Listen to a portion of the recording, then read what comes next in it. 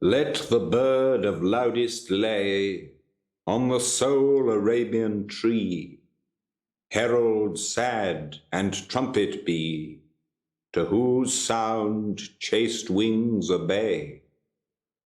But thou, shrieking harbinger, foul precurrer of the fiend, augur of the fever's end, to this troop come thou not near. From this session interdict every fowl of tyrant wing, save the eagle, feathered king. Keep the obsequies so strict. Let the priest in surplice white, that defunctive music can, be the death-divining swan, lest the requiem lack his right.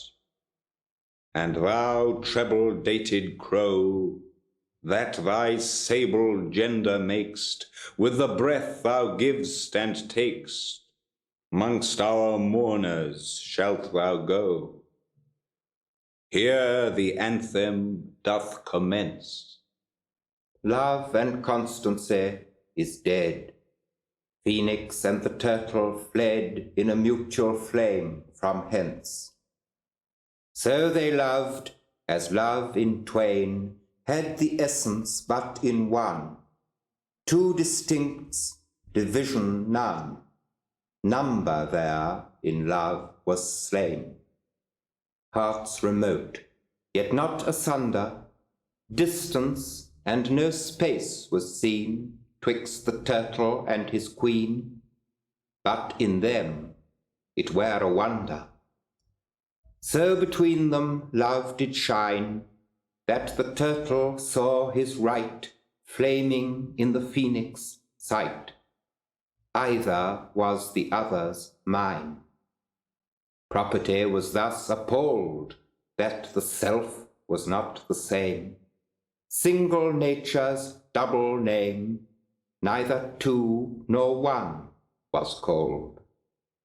Reason, in itself confounded, saw division grow together, to themselves yet either neither. Simple were so well compounded, that it cried, how true a twain seemeth this concordant one. Love hath reason, reason none, if what parts can so remain. Whereupon it made this theme to the phoenix and the dove, co-supremes and stars of love, as chorus to their tragic scene.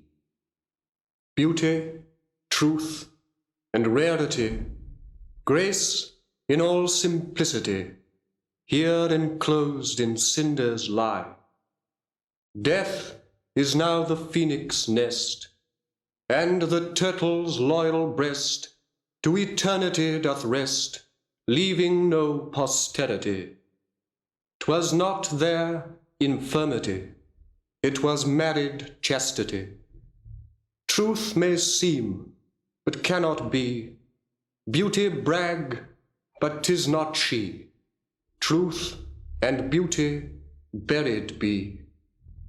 To this urn let those repair that are either true or fair. For these dead birds sigh a prayer.